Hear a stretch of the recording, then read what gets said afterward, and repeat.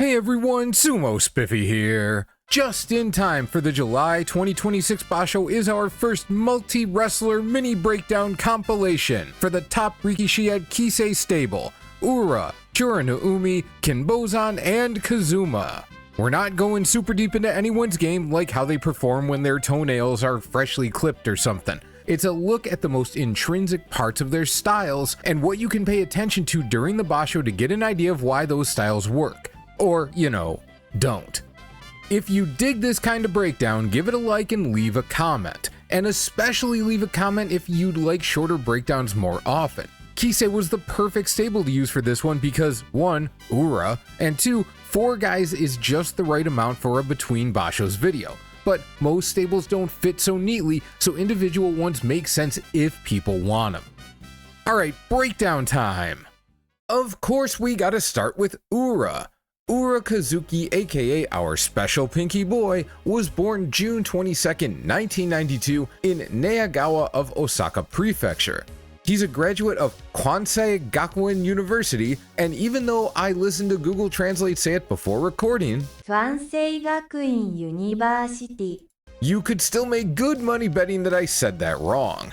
Ura joined Kise stable and the Pro Sumo ranks in March of 2015, winning Yushos in the 6th, 5th, and 3rd divisions within a year, and made his Juryo debut in May 2016. The following July, already pushing into the upper reaches of Makuuchi just 2 years into his career, he damaged his right knee in a match against Takayasu. This led to the revelation of not just ACL damage in that knee, but meniscus damage on the left as well. That's why he's got the braces on both knees. After nearly a year away, Ura returned near the bottom of Sandanme, the 4th division. At the start of 2019, as Terunofuji began his famously long return up the ranks from the middle of Jonidan, the 5th division, Ura's right knee said "hold my beer" and blew out again in a Makushita match against Hoshoryu. That tanked Ura down to the bottom of Jonidan, where he finally began his return to the top of the sport at the end of 2019, and somehow everything's held together ever since. As far as a breakdown goes, despite Ura being my favorite Rikishi and arguably the most popular wrestler in the sport, there's a reason I've never done a long-form version. His sumo leads to more "how the hell did he do that" responses than the rest of the Banzuke combined. I could slow-mo some fights and point out what he does, but a breakdown is about showing how a wrestler's tactics apply across matches. What Ura does, what he's most famous for, is simply inexplicable. All you can do is enjoy the show. But there are a couple things we can look at to see how he sets up the madness that sometimes ensues. First is his tachiai, mainly how it's changed over time. In years past, he used to frequently extend his arms to keep opponents at bay from jump. For example, here's a Darwin match against Chiyomaru in January 2022, not that long after his return from injury. Ura's low with arms extended, and Chiyo doesn't get down enough to push Ura out of that stance. He tries a pull down, but Ura's in far too stable a position for that to work. So, with his arms out, Ura's already in position to push while chasing Chiyo backwards, and that leads to a pretty straightforward win. Even when it wasn't that easy, as long as an opponent couldn't budge him out of that stance, it bought him time. And as in this match against Hokuto Fuji from the same Basho, he's happy to lead opponents on a merry chase. When he clearly has a stamina advantage, if he can just make the match take long enough, he wears down his opponent's defenses until he can find a win like this. A push that would never work if Hokuto Fuji was at full strength, but is no problem when he just wants it to be over. Of course, some guys could just blow him out of that stance. In his first match of 2022, Matakayumi just gets his arms under Ura's, and that version of Matakayumi had no problem backing him out. Day 2, when Shodai starts pushing Ura back, Ura wraps up his arm, something we've seen him do work with very recently. But Shodai, at this point in his career, is way too much of a bulldozer, and out Ura goes. Over time though, Ura's tachiai has evolved to fit his old man strength era. We'll still get the extended arms once in a while, but now he almost always keeps them in. He's got a nifty new wrinkle though, folding his arms up and turning himself into a battering ram. We saw it the first day in May against Hakuno Fuji. Big Boy hits him full force, but Ura barely moves, pushes up on Hakuno Fuji's arms, and when Hakuno Fuji doesn't see any option other than to go for the pull down, Ura just stays on him and chases him out. How this works was best explained by the post-match commentary guy with the telestrator. Ura keeps his head down and goes straight in, which makes his energy essentially perpendicular to Hakuno Fuji's. It's like a car hitting a wall. Only difference is, even though Hakuno Fuji is upright, Ura is the wall. That's what allowed him to not just halt Hakuno Fuji's momentum, but barely allow him to get any in the first place and turn things around so completely. This doesn't slow his ability to attack with his hands much either. Against Kotoeho, for example, he starts with the folded arms, but when Kotoeho's left arm comes in low, Ura is able to immediately swing his right arm out and wrap it up. Pushing under Kotoeho's arm leads directly to the belt grab and then the winning throw, so that mattered quite a bit. But even with his arms in, he'll reach right away if he feels it's the right call. Against Shishi, his hands shoot out, probably seeing a lot of value in getting an underhand belt grip and using Shishi's height against him. Unfortunately, Shishi popped him back and denied the attempt, forcing Ura to matador his ass into the first row, but we got an even more glorious victory out of it, so A+ work anyway. That Shishi match, incidentally, brings us to the other half of the spotlight, Ura's comfort fighting off the Tawara. If you watched our Aonishiki Mega Breakdown, you might remember I pointed out Aonishiki doesn't like getting all the way to the edge of the ring. Ura is Aonishiki's polar opposite in this regard. Ura will not just get pushed to the Tawara, he'll actively seek it out. Against Shishi at speed, it looks like he's spun towards the rope and just does a great job of landing on it. But if we watch his footwork, his head's pushed down, he pivots, then plants the right foot. From here, he does a purposeful hop before sticking his foot exactly where he wants it. Yes, his momentum is going that way, but he could parry the arm, try circling around, brace and slide. There are other options. Instead, he chooses to get to the Tawara ASAP. And by getting there a split second sooner, he's able to push off it a split second sooner, which is frequently how he counterattacks. In this case, he's able to turn it into a dodge and throw, but that's just a reaction to Shishi's charge. Getting to the Tawara faster wasn't so he could do this specific move, but so that whatever he ended up doing, he could do it slightly sooner than if he just let Shishi slide him to the edge. This is even more visible during the Tobizaru match.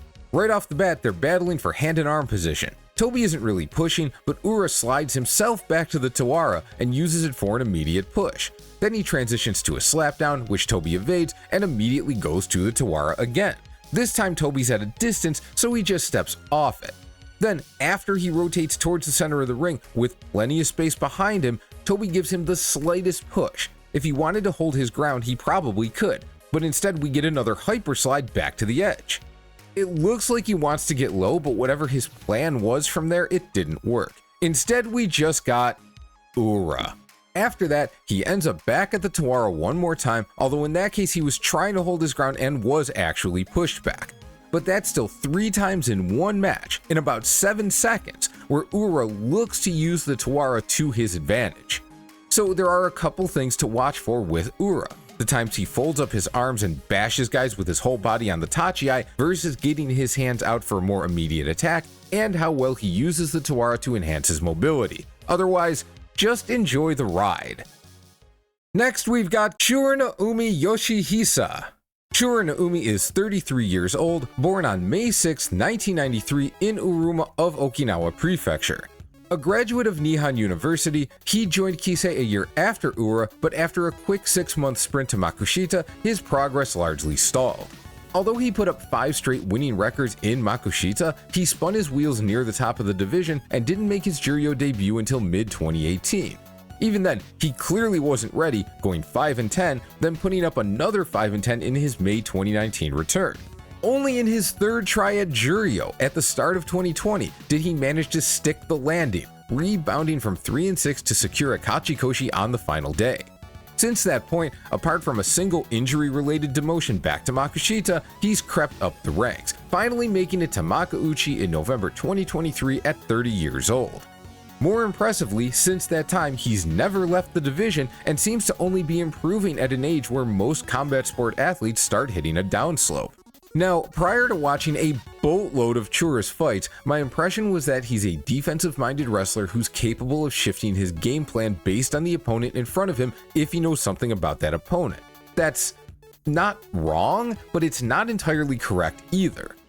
Where I was most correct was in thinking Chura has a very flexible approach. It's much more consistent than I realized. To start, he always swings his left hand down on the tachiai, going for his opponent's belt. I first noticed this in his May match with Chioshoma. He doesn't barely snag Chio's belt with his fingertips, he snatches that shit. It's pretty unusual to see someone pull this off at the Makuuchi level. Plus, swinging one or both arms low on the tachiai is a very common tactic. It can be used to attack, to defend one's belt, or just to open up and hit someone with your whole chest. So I figured committing to the grab like this was a tactic Chura brought in specifically for Chioshoma. Turns out Chura does this at the start of every match. He almost never gets the belt because everyone knows it's coming, but he keeps doing it. And it took me a minute to realize why. What matters is that he's going specifically for an underhand grip. Most wrestlers want the belt on the side or, if they can manage it, around the back. But an underhand grip can offer excellent leverage, and Chura can land that grab faster than an opponent can get an arm around to his side, creating a threat they can't ignore. So most opponents end up defending against his left hand. Fujiseiyun, block. Asakoryu, block. Wakamoto Haru swings wide, then parries the left in. Oshoma, we can't see the block until they both rise up, but it's definitely there. Thing is, that slows the opponent's ability to attack themselves. Chura, being happy to play defense, is fine with this. Having that initial attack thwarted is built into his strategy. It's like a solid jab in boxing. If your opponent is in a position where they can't avoid it, then they're forced to block it, which helps you even if it doesn't land. Basically, as long as the other guy doesn't blow Chura off the dohyo, he can work his game. The other option for opponents is to push him immediately like Chio does here. But if Chura can bulldoze through the push to get the belt, he's suddenly not going anywhere. In this case, Chio is forced to retreat and spends most of the match near the edge of the ring. The one time he gets his back no longer facing the Tawara, Chura slips to the right hand and pushes his right arm in to regain center position. From there, Chura still has to win the push fight, but makes use of his huge positional advantage to do so. Of course, there are guys he can't bulldoze, which is where this becomes a problem. In March, he actually got Hoshoryu's belt, but unlike Chioshoma, Hoshoryu held his ground and maintained his push until Chura had to let go. Kirishima blocked Chura's grab in a way that let him immediately shove Chura back, which was extra effective. Yeah, Chura ended up winning this match, but it's not a great start. Neither Hoshoryu nor Kiri are especially ferocious pushers either. This is an example of why Chura struggles at higher ranks. There's a point where the physicality and the skill set of his opponents beats his approach. And I think Chura knows this because he recently changed things up for a spell. Just this past March, after a loss to Wakamoto Haru dropped him to 3-5, he started his next match against Abi like this. Both hands up high on Abi's chest. Now, this kinda makes sense since he knows Abi's hands are coming for his face. If he was ever gonna do something different and not be an open target, this was the time. But then he did it the next day against Tatami Fuji, and the next against Yoshino Fuji, and every other day for the rest of the basho against opponents of all sizes and styles. Yes, his hands often started low, but they always came up to push. He never made his normal grab for the belt. And he got absolutely blown out to the tune of 1-6 over those 7 matches. So even though Chura may not often catch the belt and very rarely hangs onto it for long, going for it is so central to his tachiai at this point that I'd be quite surprised if he goes away from that strategy again. Now for the other core aspect of Chura's game, his defensive mindset. Specifically, his strategy to constantly attack his opponent's arms. This is not an uncommon defensive strategy, but Chura's commitment to it is unusual if not unique. His May match against Gonoyama is a terrific example. Gonoyama's got that push that keeps Chura off the belt, but Chura sticks to his plan. His right hand gets under Gonoyama's left arm. This is essentially attacking the arm because pressing under the arm limits the power an opponent can apply to a push. Then he does the same on the other side. When his right hand comes back around, Gono's left arm is folded in, so Chura pushes on his elbow to keep it from extending. And when Gonoyama wants to push, he's stuck with his left forearm against Chura's chest with Chura's right hand back in his armpit anyway. From there, he battles by pushing at or near Gono's arms rather than fully attacking his chest. Even when Chura turns it around and gets Gonoyama moving backwards, his right hand is on the outside of Gonoyama's chest, partly on the arm. Now, sometimes you gotta just take the pushing surfaces you're given, so I'm not saying this is precise hand placement based on Churanoumi's master strategy, but this does work to his advantage. When Gonoyama halts his backward slide on the Tawara, Chura is able to delay the pushback for a moment, then immediately get his hand to the outside of Gonoyama's arm and parry in because it's already in position for him to do so. This allows him to maintain control of the center and keep Gonoyama stuck near the edge. Gono actually makes a nice parry in, turning Chura fully sideways, and even though Chura is able to pivot back quickly, he can't set his feet and prevent Gonoyama's counter push.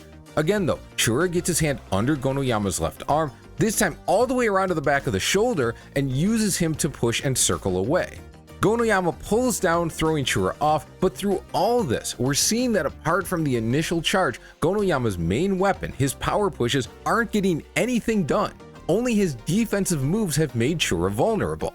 That's not nothing, but for Gonoyama, it's not enough. Chura continues to parry his pushes, and eventually Gonoyama runs out of gas and gets taken out of the ring. This is another instance where I saw the fight, thought Chura had set up this strategy for Gonoyama, and figured out later that wasn't quite right.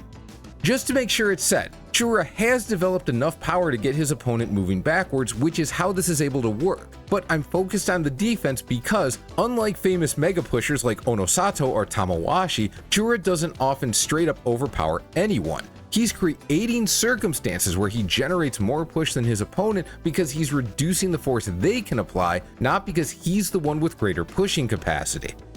Next, let's look at his March win over Aonishiki. This one's interesting because Aonishiki also likes to attack the arms, but as a way to set up his actual offense. And he does that well at first, knocking Chura's arms away, then parrying and getting Chura to the edge. But as soon as he goes for a push, boom, Chura's left hand under the arm. Aonishiki's left hand comes in, Chura immediately pushes it in and off his face. Aonishiki's right hand is already on Chura's neck, but we can still sort of see Chura's left hand is just as fast in defending. And it just keeps on like that. Aonishiki goes for the belt, Chura wraps up his left arm. Aonishiki pulls it back, Chura doesn't just let it go, he pushes on it to make sure it goes up and can't snap back down too quickly. Only when Chura finally works his hands under Aonishiki's arms does he start moving forward. And even then, most of his ability to do that comes from Aonishiki not knowing what to do at this point and throwing it in reverse. Then all Chura has to do is follow him until he falls down. The Kirishima match that didn't start very well is more of the same. Right off rip, he's reaching to either push under Kiri's arms or on the arms themselves. When he gets his left arm on Kiri's shoulder and Kiri pulls back, he swings it low and goes for the armpit again. Kiri pulls his right side back and controls Chura's left wrist briefly, but after that, Chura goes for the shoulder again. Kiri pushes the left arm in, Chura pulls it back and again attacks the armpit. This is just looking at the side of the fight that's clearly visible. Much like Aonishiki, Kirishima hits reverse, not because Chura is monster shoving him back, but because he's thwarting Kiri's ability to make any progress. Chura never overcommits to offense, he just follows and never lets Kiri get away until he's out of the ring. If you just watch the flow of the Aonishiki and Kirishima matches, they look different from each other and from the Gonoyama fight, but you can see how Churanoumi is applying the same concepts each time. All of this is why, as fun as it is to watch him give the top guys a hassle, he's likely to yo-yo in and out of high Maegashira.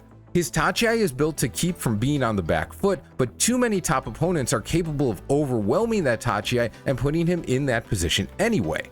And his defense has improved to where he can be extremely frustrating to opponents trying to impose their will, but his highest profile wins came from Kiri and Aonishiki in many ways beating themselves. I don't say that to take away from the accomplishment, but to set up our last piece of the Churanoumi breakdown, Daieisho.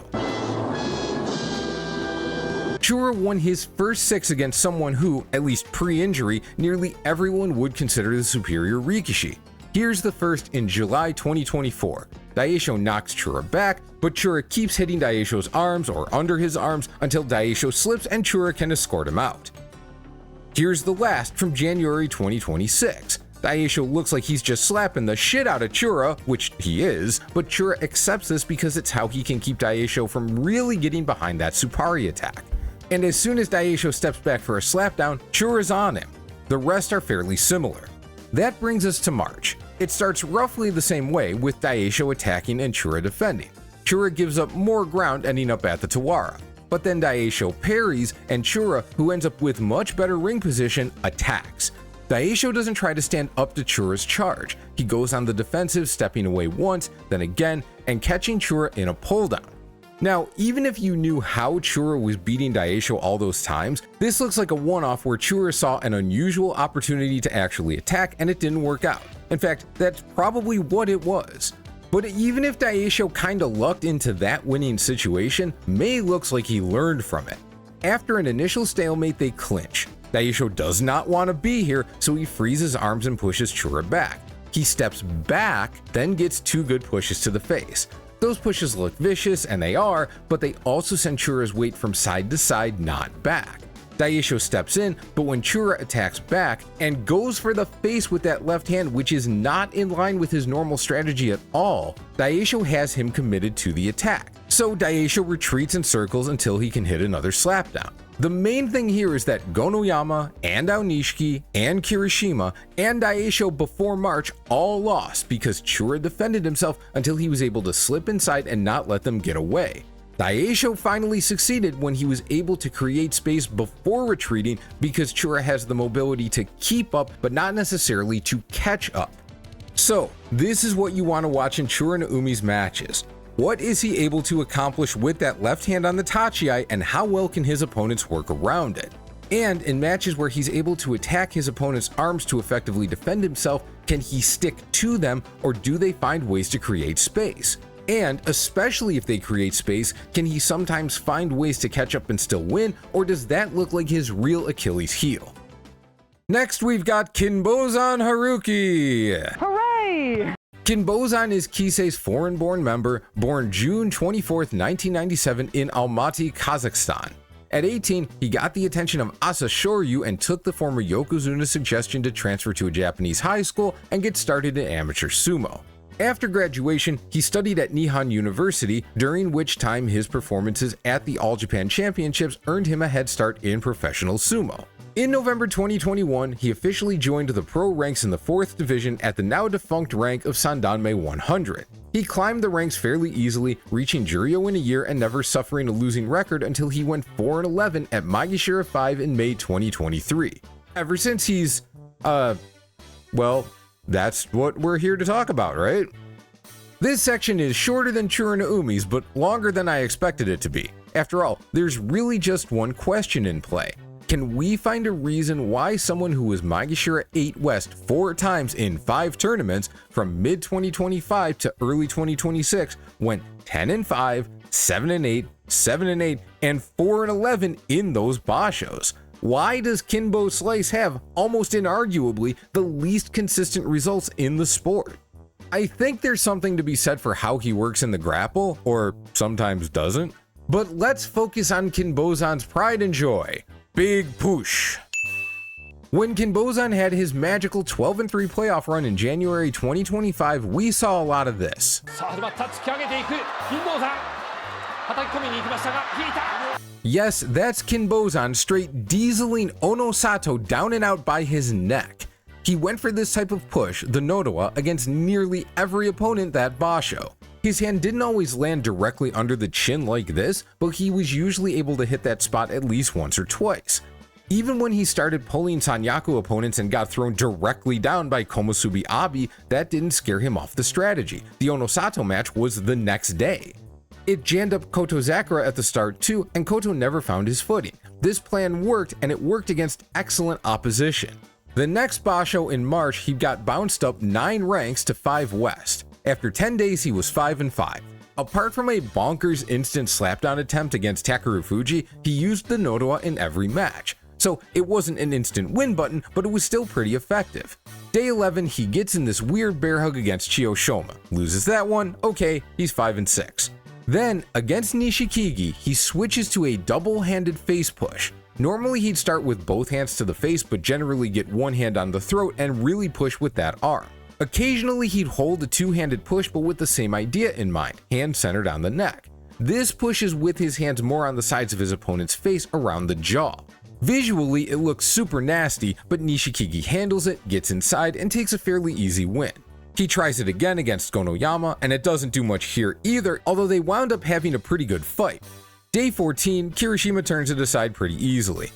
I don't know what prompted that switch, but it was not working. Day 15, he went back to the Nodowa and beat Shonanoumi to finish 6-9. Despite this, Kinbozan committed mainly to double-handed pushes the following basho, May 2025. Seems like a clear mistake, right? Well, it's actually arguable. The issue isn't about the nodowa specifically, but why it works. If you control the neck, the body will follow.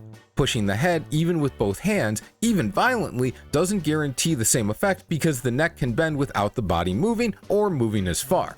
So when you see a match like this one against Shishi, where he goes two hands hard to the upper chest near the neck, that still works great because pushing there forces Shishi's whole body to follow. But then there's his match against Churanoumi. When you're as big as strong as Kinbozan, shoving the head with both hands can still do work, but when you only get a one-handed shove on the side of the face, that's really not as good. They're in a circular ring, which means the most effective push is the one that sends the opponent backwards in a straight line. If it pushes them to the side, you're forced to cover more ground, which gives them more time to escape. In this case, Churanoumi was able to recover and take the match. So one hand, both hands, whatever, but the best push is the one that forces the opponent's body directly backwards. Kinbozan finished that basho 10-5. It wasn't as simple as good push win, bad push lose, but his tachiais were generally more effective when he was able to get that centralized push on the neck or upper chest rather than on the face. His next basho was a 4-11 at Maegashira 3, which, let's set that aside. We've talked about the difficulty of being in the top 16, so that's different. And the real question is, why is he suddenly so unable to replicate that early 2025 success at the low to mid ranks?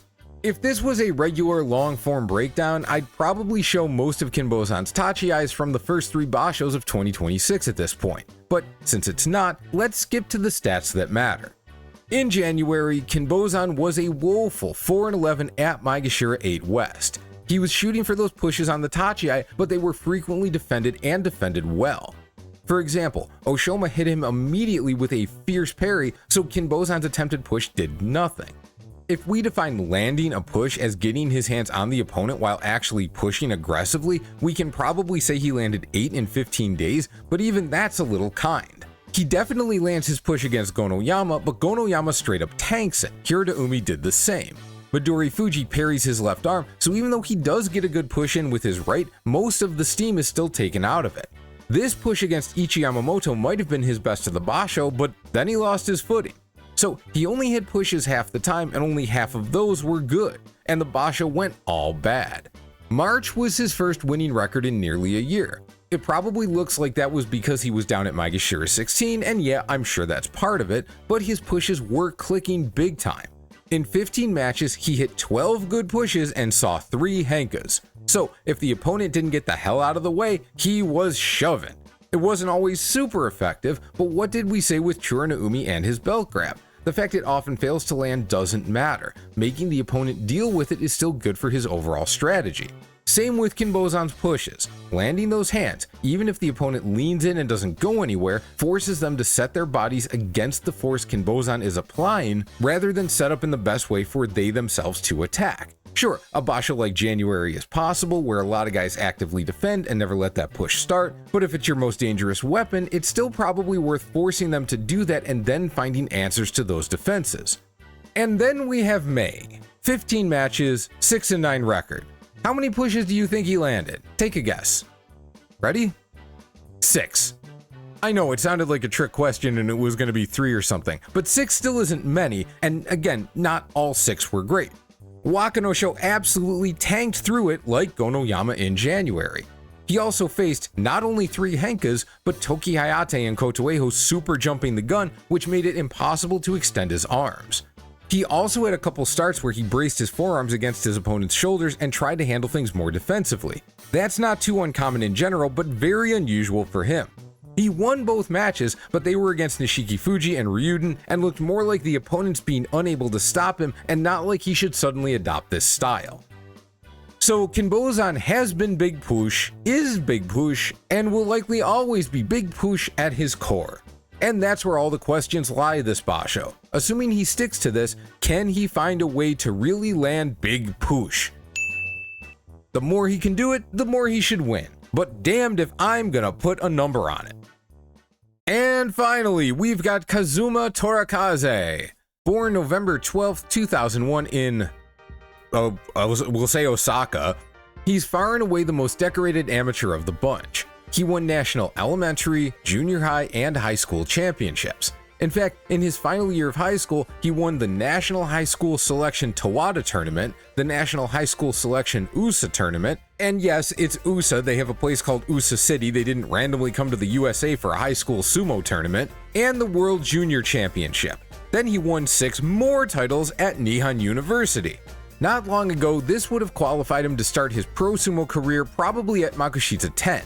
Instead, with that option removed, he entered the ranks at the bottom of the division, Makushita 60. Still, a head start is a head start, and anything that saves time climbing the ranks is nice. What's not nice is blowing out your knee in your very first tournament, sitting out 8 months, and having to climb from the bottom of the sport anyway.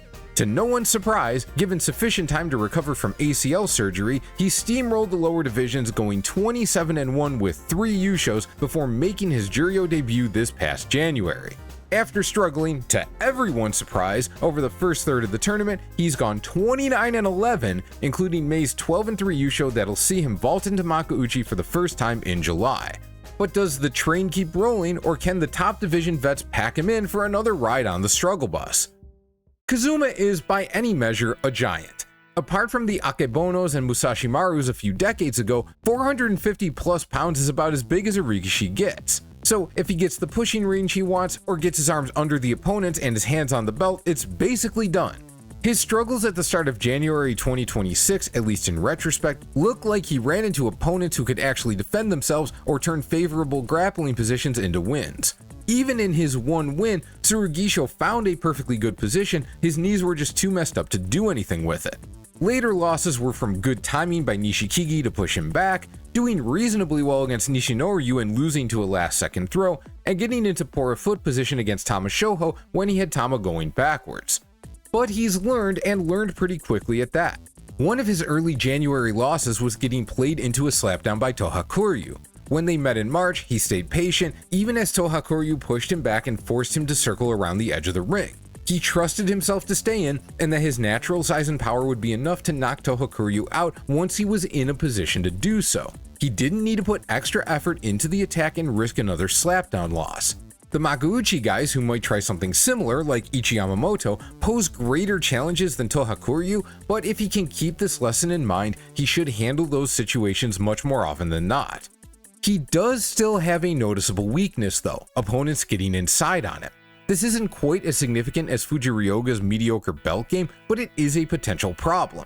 Here he's facing Kyoku Kaiyu. Kyoku's got that Aonishiki light energy, staying too low to be effectively pushed. Kazuma still gets him to the Tawara, but as soon as Kazuma slaps down on his arms and backs up to give him room to fall, Kyoku maintains balance and gets in tight. From there, walking Kazuma out is easy enough. Alright, well, what if Kazuma doesn't send his own momentum backwards and help the opponent? There's a couple matches we can look at for this. Here's his May fight against Onokatsu. He wraps up Onokatsu's left arm, but Onokatsu drives him back with pure leg strength. Kazuma keeps bouncing his weight up to try and throw Onokatsu back, but Onokatsu uses his inside left to stick close. Once he gets that underhand right, he's got everything he needs for the Yorikiri. Obviously, not everyone is built in a way that allows for Onokatsu's strategy to work, but Kazuma will find most of those who are up in Makuuchi. But maybe more useful is his March match with Dewa Noryu. They clash and Dewa Noryu's left hand is instantly on Kazuma's belt. Kazuma blocks Dewa Noryu's right hand, but Dewa Noryu sticks with it until it lands. When Kazuma swings him around and forces him to let go of the right grip to defend, Dewa gets the right hand back on the belt as soon as he's able. Kazuma slaps his left hand around somewhat randomly, which is what you see when a guy doesn't know what to do. Once Dewa Noryu gets his head under Kazuma's, now Kazuma can't do anything but hang on. The fight takes a while from there, but in the end, Kazuma's only option is to try and turn things around when Dewa Noryu attacks, which he's unable to do.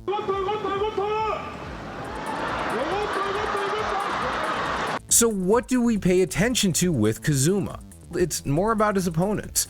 We know he's a ferocious pusher, and if he gets a solid inside belt grip, he's very capable of bodying an opponent out.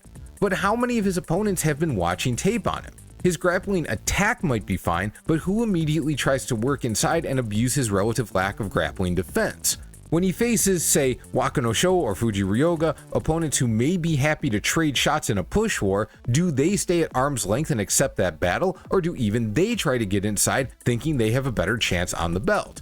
Or, for that matter, is Kazuma the one who provokes the grapple?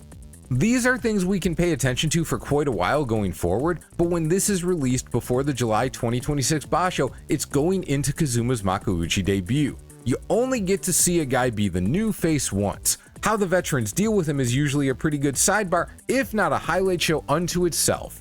Enjoy it.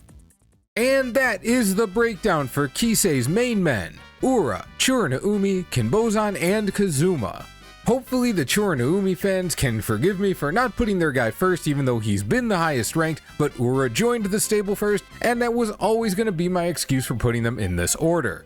Like I said at the start, fire off a comment if you like these short breakdowns, and if it seems to work for people, I'll see about doing some individual ones. Other than that, enjoy the Basho, and I'll see you soon.